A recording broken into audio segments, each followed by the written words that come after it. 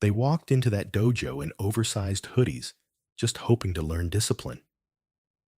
But what they found was silence bruises and a system built to break them. No belts, no welcome, just cold stares and rigged matches. But while everyone underestimated them, they were training in the shadows. And when the tournament came, they didn't just fight back. They burned the whole damn hierarchy down. Dear viewer, what you are about to witness is not just a story, it is a powerful testament to the quiet power and pursuit of justice in places most people ignore. If this is your first time here, I warmly invite you to share where you are watching in the comments below. And if stories like this move, challenge you, or make you think, consider subscribing and clicking the bell icon. We share voices that deserve to be heard every day. Thank you for being here. Now let's get into the story. The Carter twins didn't look like a storm, but neither does a seedling before it breaks concrete. On a cloud-streaked Wednesday afternoon, Malik and Jalen Carter stepped into the hardwood-floored dojo of Rising Dragon Academy in Midtown Atlanta. They walked in quietly, both wearing oversized hoodies, basketball sneakers, and a look their father had told them to never lose self-possession. Malik, the more outspoken twin, held the door open for Jalen, who surveyed the dojo with calm, cautious eyes. The scent of sandalwood and sweat hovered in the air. It was supposed to be just another martial arts class. A place where they could focus, channel their energy, and maybe learn how to stand their ground in a world that often questioned why they stood at all. Their father, Anthony Carter, a former Army Ranger turned logistics supervisor, believed in structure. He believed that putting his sons in a dojo would help them carry themselves with even more discipline. What none of them knew was that Rising Dragon wasn't built for them, not really. Not kids who looked like them, talked like them, or came from the part of town where the buses stopped running after dark. Sensei Ronan Delaney greeted them with a smile that didn't quite reach his eyes. "Welcome, gentlemen. You must be the new students." "Yes, sir," Malik replied, extending his hand. Delaney looked at it for a second too long before shaking it. "We emphasize respect and tradition here. That means showing up on time, clean uniforms, and no slouching." "Understood." "Understood," Malik said, but something about the tone made the boys exchange glances. They changed into uniforms provided by the dojo white GI with yellow belts freshly pressed and stiff. As they stepped onto the mat, whispers began to slither around the room like smoke. "Did you hear where they're from? Looks like we got some charity cases today." The words weren't loud, but they were sharp like the edge of a broken bottle. The source? Two black belts. Tall, confident boys named Troy Randall and Cameron Price. Both sons of local business owners, both fixtures in the dojo since elementary school. They nodded at the Carter twins with smiles that held no welcome.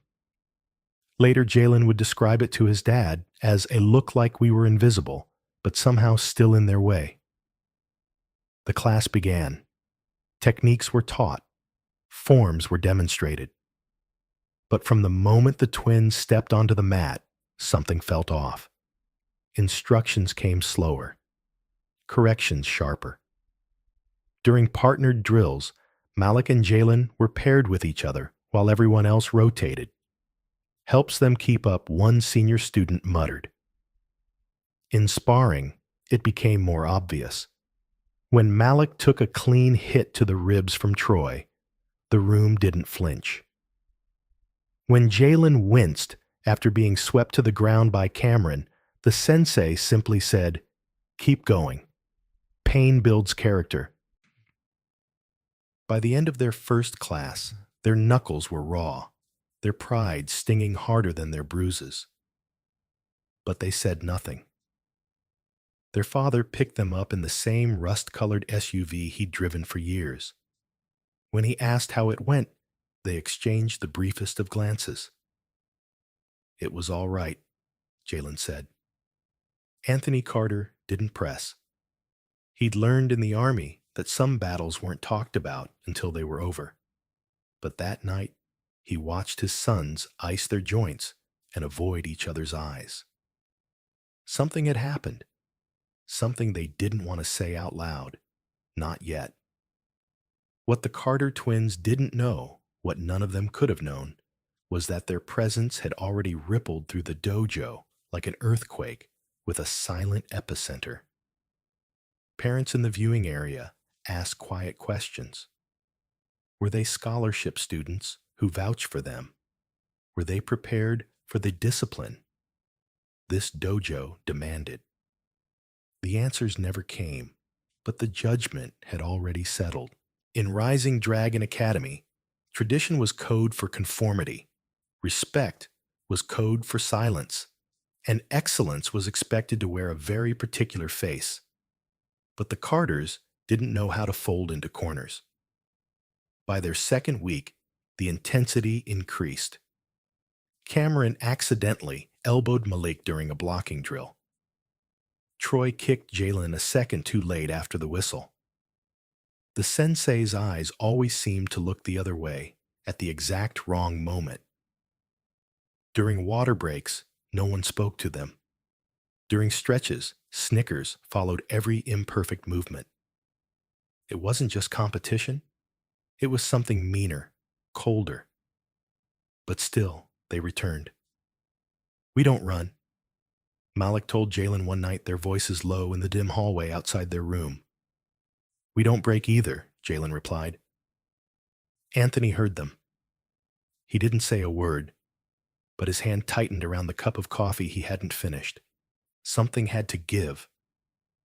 By the end of the month, the whispers had grown bolder, the bruises darker, the dojo silence louder.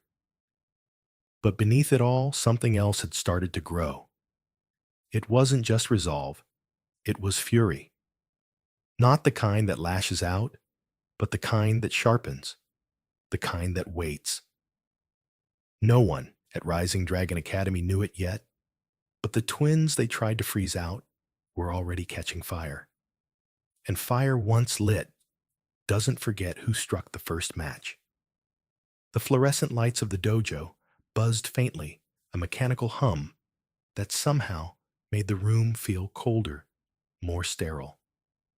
The second week of training had begun, but for Elijah and Emmanuel Carter, each session only deepened their sense of isolation. The black belts, once indifferent, had grown noticeably more hostile, their corrections laced with disdain, their sparring less controlled. And the instructor, Sensei Bradford, remained disturbingly aloof, watching everything with narrowed eyes, but saying nothing.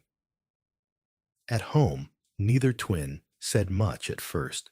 Elijah, the more expressive of the two, carried new bruises under his sweatshirt, a purple mark along his jaw, and a dull ache in his ribs. Emmanuel, by contrast, seemed to internalize everything.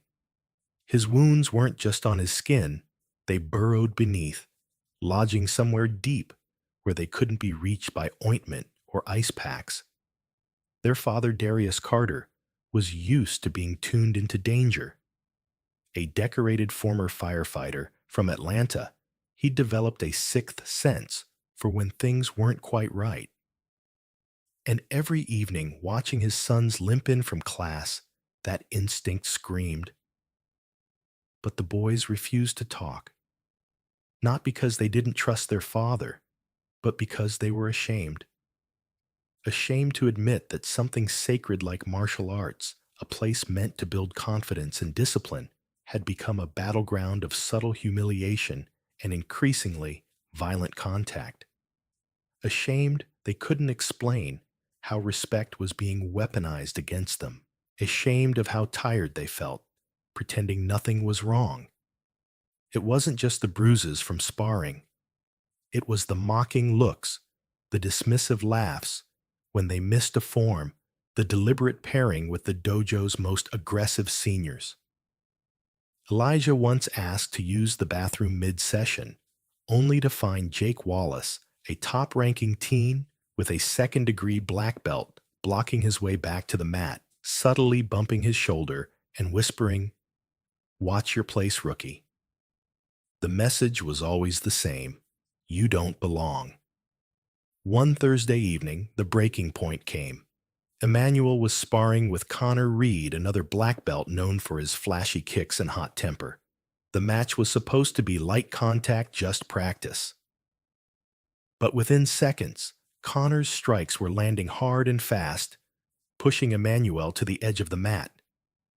A spinning back kick caught him clean in the ribs, sending him sprawling. The dojo fell silent for a beat, then laughter erupted from the black belts. Connor offered no apology. Instead, he bowed, casually, turned his back, and sauntered to the bench. Emmanuel lay on the floor, gasping for breath, face flushed not from pain, but humiliation. Sensei Bradford clapped once. "Back on your feet, Emmanuel. Shake it off." No reprimand, no acknowledgement of the unnecessary force. Just silence, cold and heavy. That night, in their shared room, Elijah sat on the edge of his bed, while Emmanuel lay on his stomach, a bag of frozen peas pressed against his side. The quiet between them had grown more oppressive than the dojo itself. "This isn't what it's supposed to be," Elijah said, finally, his voice hoarse. "They're not teaching us anything. They're testing how much we can take." Emmanuel didn't respond. His eyes were fixed on the ceiling fan, spinning in lazy, meaningless circles. "You should have seen your face when you hit the mat," Elijah added bitterly. "They laughed, man. They really laughed. I don't care about them," Emmanuel mumbled. "But it's not just about them. It's about us. We keep going back like it's going to change, like they'll magically stop being who they are." Silence. Finally, Emmanuel turned his head toward his brother. "I don't want to quit. That's not what I'm saying." "Yeah, you are. But if we quit now, we're proving them right, that we're weak, that we don't belong." "I'd rather break than bend to them." Elijah looked at his brother, surprised by the intensity in his eyes. It wasn't pride, it was something deeper. Something that came from growing up black in places that only pretended to be fair. Places that smiled to your face but sneered behind closed doors. They both knew this wasn't just about karate. It was about everything. About school teachers who assumed too little. About store clerks who watched them too closely. About being told they were articulate like it was a surprise. The dojo wasn't unique. It was just another mask that had slipped off, revealing the same quiet hostility that black boys learned to navigate from an early age. But it still hurt.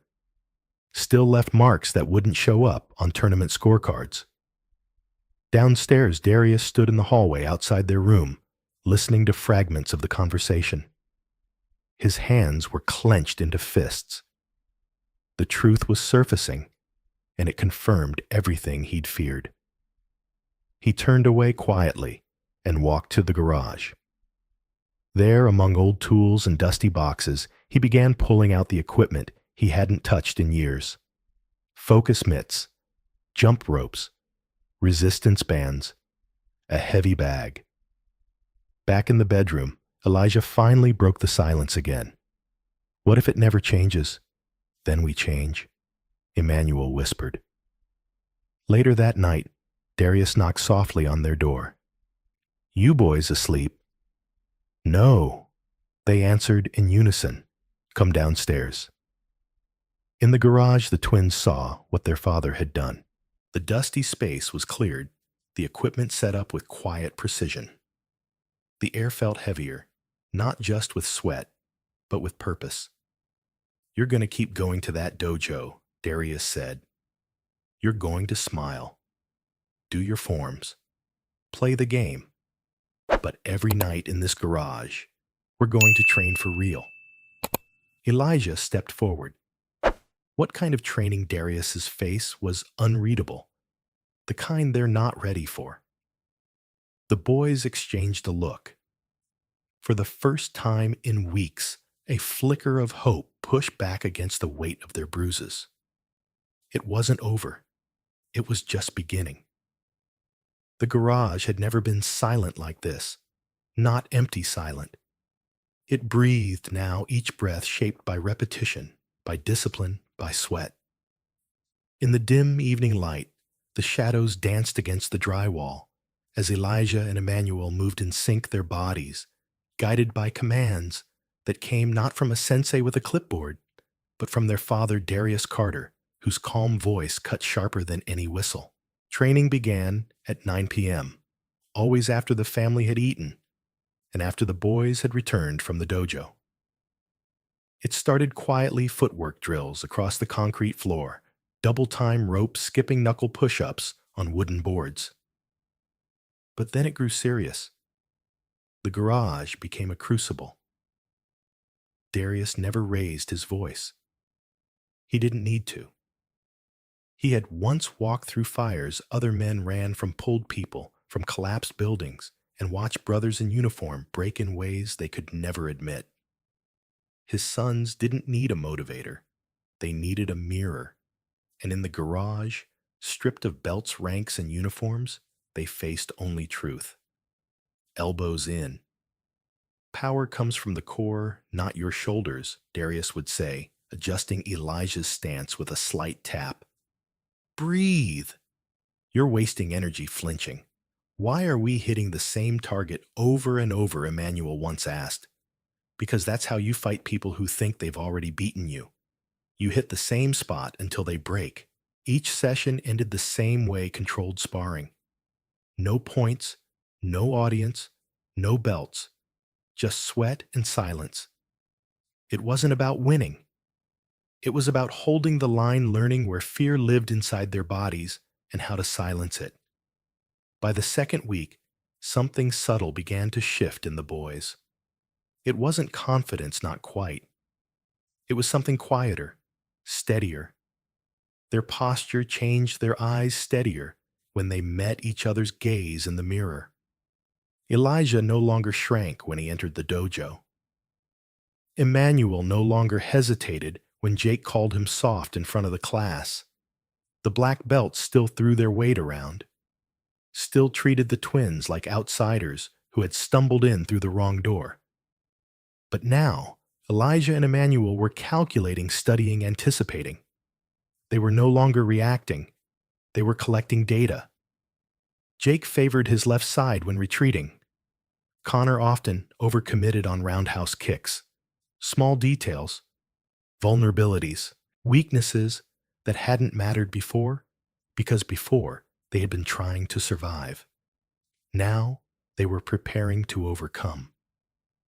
Darius, too, had begun studying not just the techniques, but the system, the unspoken hierarchy that governed the dojo. Bradford's indifference was more than just cowardice. It was a shield, a convenient blindness that protected tuition-paying families like the Reeds and Wallaces from consequence. But Darius knew systems like this. He'd fought them in the fire department, too, when promotions came slower for black officers and assumptions ran faster than truth. Systems could not be changed from within unless someone forced the issue, quietly, strategically. One evening, while the boys rested between rounds, Darius sat down on the bench and unrolled a faded journal.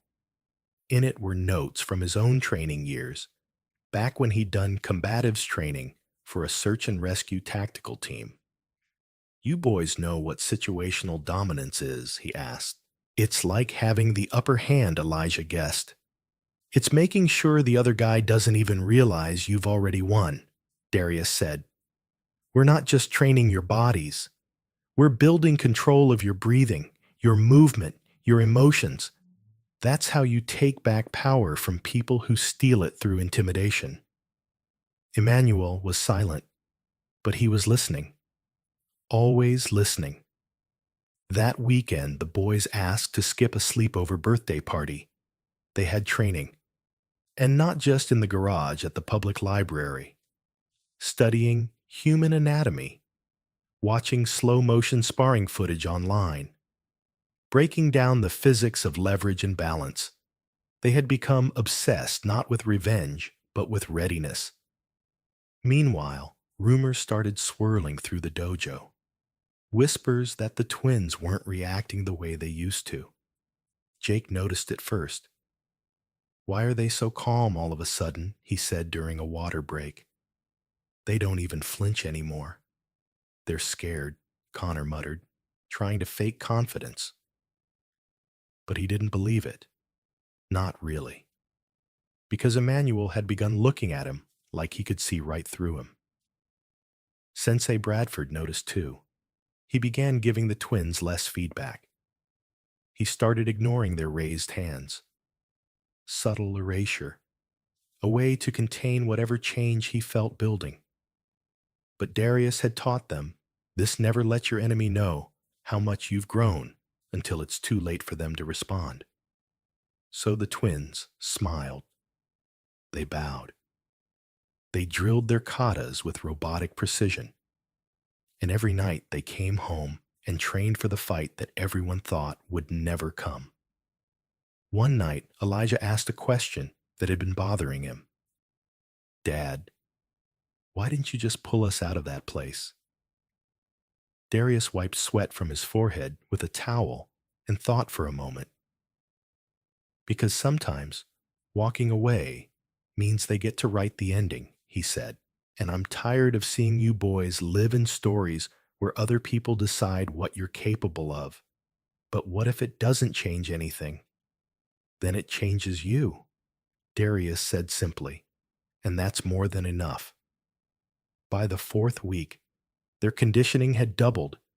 They could go 6 rounds without losing breath. Their reactions had become instinct.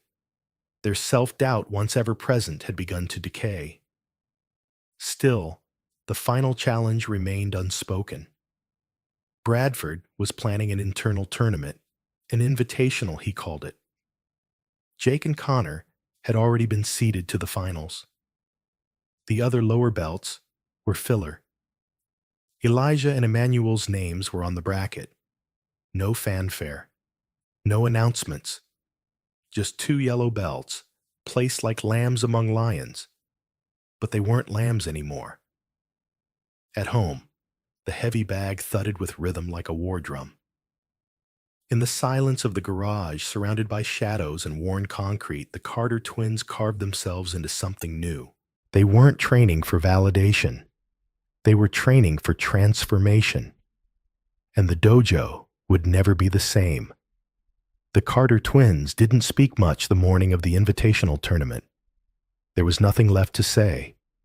Over the past month, they had poured everything they had into silence, into the garage floor, into sweat-soaked training shirts, into each bruised knuckle that pulsed with quiet purpose. And now the silence had run its course. At 9:00 a.m., the Steel Crest Dojo was packed. Banners of deep crimson and black draped the walls, and parents in collared shirts and slacks sat on folding chairs arranged in crisp rows. The Warriors Invitational was supposed to be a celebration of tradition of excellence, as Sensei Bradford liked to say. It was a stage designed to showcase the dojo's top talents, Jake Reed and Connor Wallace. Their families sat front and center, ready to film yet another display of dominance from their well-trained, well-funded sons. When Elijah and Emmanuel entered with their father, the room didn't hush. No one paused.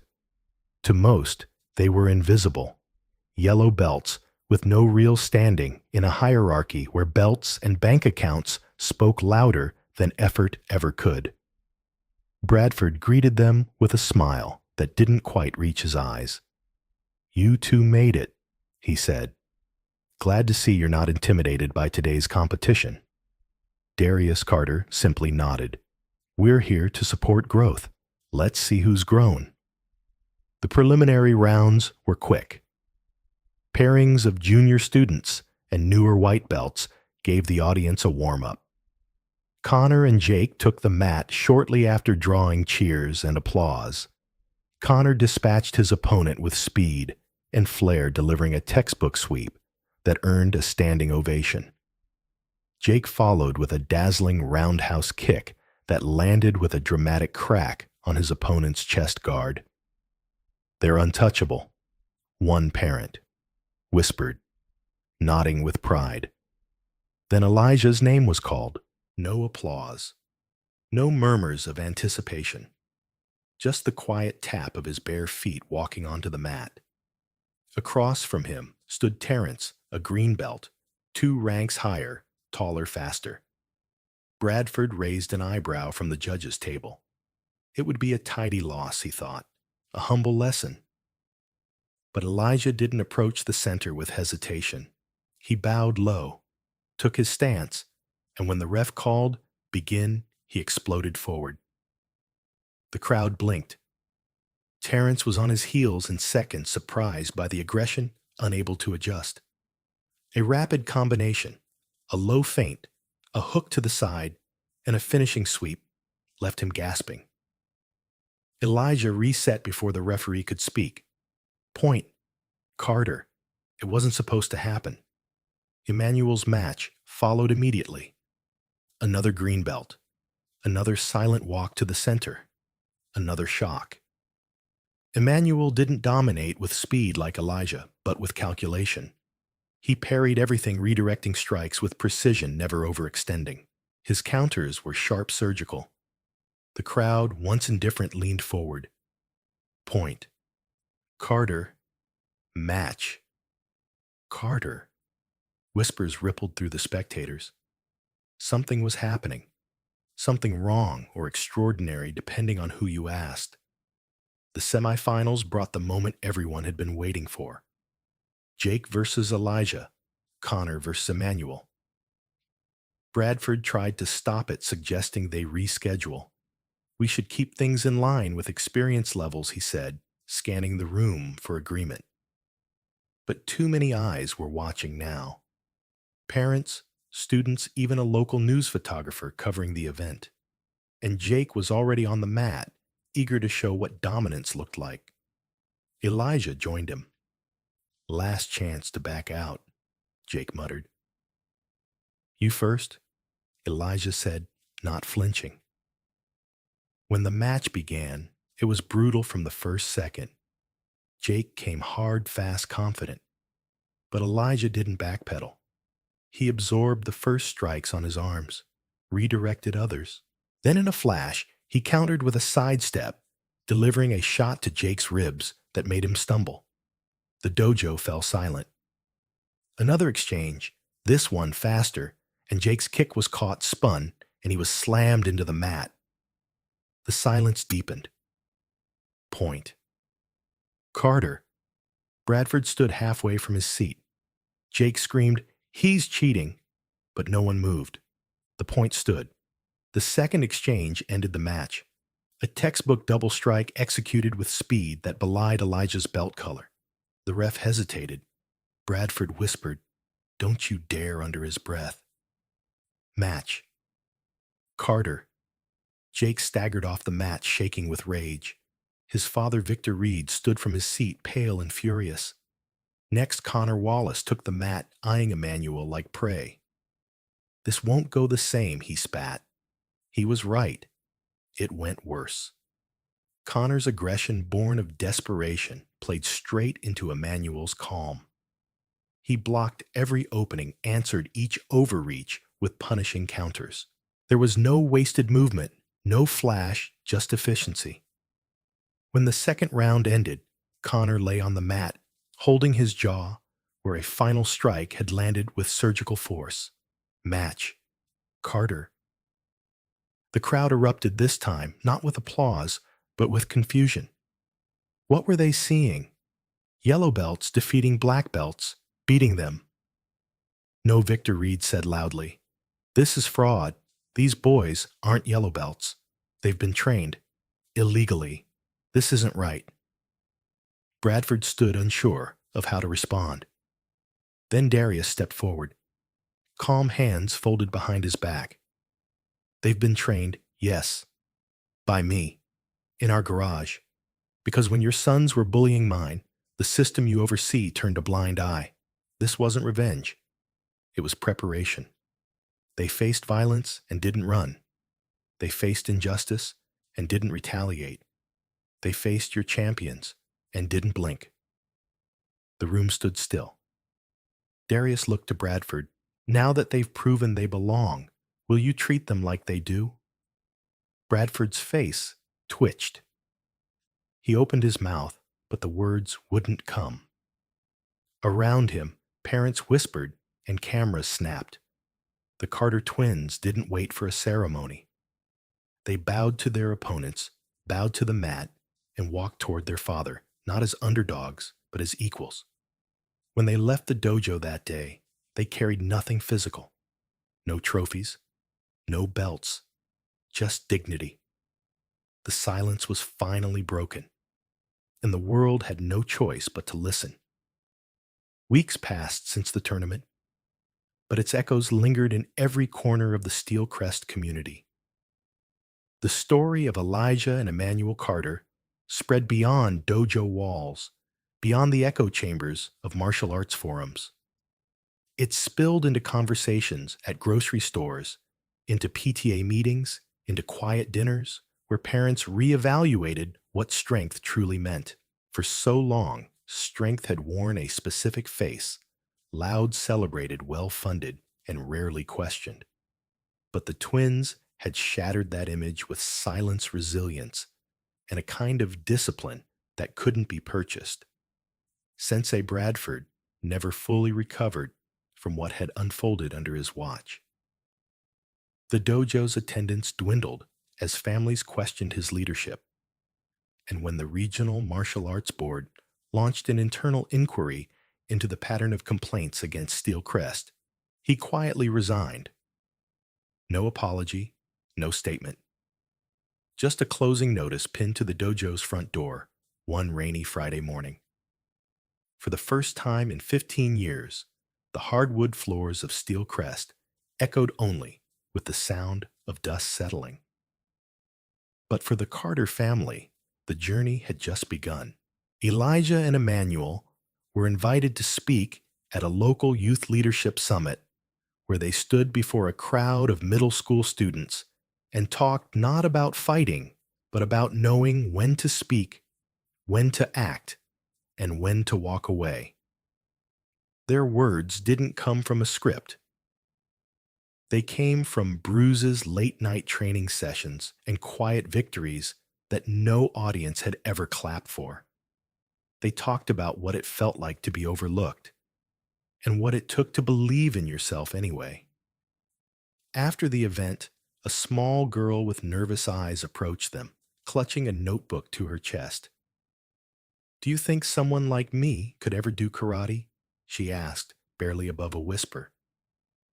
"You don't need to do karate to be strong," Emmanuel said, crouching to her level. "But if you want to try, we'll show you where to start." That was the first day of something new.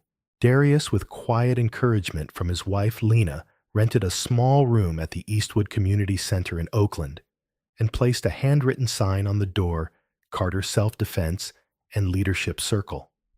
No belts, no trophies, no hierarchy, just a padded floor, a heavy bag, and a space to learn. Within a month, it was filled with kids, some from underfunded schools, some with trauma in their pasts, some just looking for a place where no one laughed when they stood in line out of sync or threw a punch with the wrong foot forward. Elijah and Emmanuel weren't instructors in the traditional sense. They were mentors, big brothers. And when new students asked about their story, they didn't boast. They simply said, "We started just like you, and someone believed in us." One afternoon, as the boys cleaned mats and restocked gear with donations from local businesses, Lena walked in with a letter. It had the official seal of the California Youth Empowerment Council. Inside were two invitation letters for both boys to join a statewide advisory board focused on anti-bullying initiatives and youth advocacy. They were being asked not only to lead locally, but to help shape policy and programs that would ripple across the state. You realize what this means? Lena asked, her voice a mix of pride and gentle awe. You're being asked to protect kids without ever having to throw a punch. Elijah held the letter for a long time before speaking. I think this is the first time I feel seen, not for what I can do, but for who I am. Darius, who'd quietly entered the room, nodded. That's real strength. When people recognize your spirit, not just your skill. And so strength was redefined not by trophies or belts, but by the number of hands pulled upward by the number of shoulders offered to lean on. The Carter twins had started their journey fighting to survive in a dojo that saw them as outsiders. They ended it not by winning, but by changing the very nature of what it meant to be strong.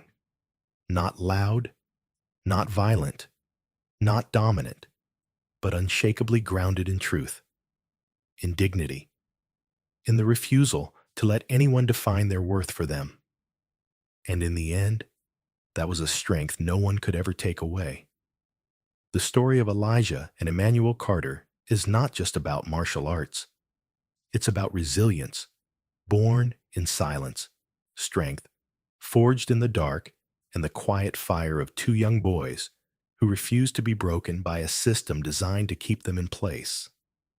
When the twins first walked into Steelcrest Dojo, they hoped to belong. What they found instead was exclusion wrapped in discipline and discrimination hiding behind tradition. Black belts sneered, instructors turned blind eyes, and while bruises faded, the message was clear. You don't belong here. But the Carters didn't retreat. They trained in secret, not just to fight back, but to reclaim their dignity. Their father Darius taught them not just punches and counters, but what it meant to take control of your own narrative, to turn silence into strategy, to fight not for revenge, but for respect. When the tournament came, the world finally saw them not as victims, but as warriors with poise, skill, and restraint. And when they were attacked afterward, they stood their ground, not in anger, but in principle. The fallout was public and swift. The dojo that once silenced them was shut down. The black belts who taunted them were banned, and the fathers who enabled the bullying learned firsthand what it meant to face consequences. But even in victory, the twins never gloated. They chose instead to rise. They created a new kind of space where kids from every background could train, grow, and protect not just themselves, but each other. So what can we learn from their journey? We learn that real strength isn't loud. It's not built on dominance or inherited privilege. Real strength is the ability to endure, to persevere without bitterness, to rise after every fall with clarity of purpose. Elijah and Emmanuel didn't change the system by becoming part of it. They changed it by challenging it, exposing its flaws, and building something better from the ground up. In a world that still marginalizes voices, this story reminds us that silence does not mean weakness. That dignity is worth defending. That when the system fails, we must be brave enough to rewrite the rules not just for ourselves, but for everyone coming after us. And if you found something in this story that moved you, if it reminded you of someone you love, or made you think differently about power race or resilience, then I ask one simple thing: subscribe to the channel. Your support helps keep these stories alive and gives us the motivation to bring you more voices that deserve to be heard. The next story might be even closer to your heart. Until then, thank you for being here.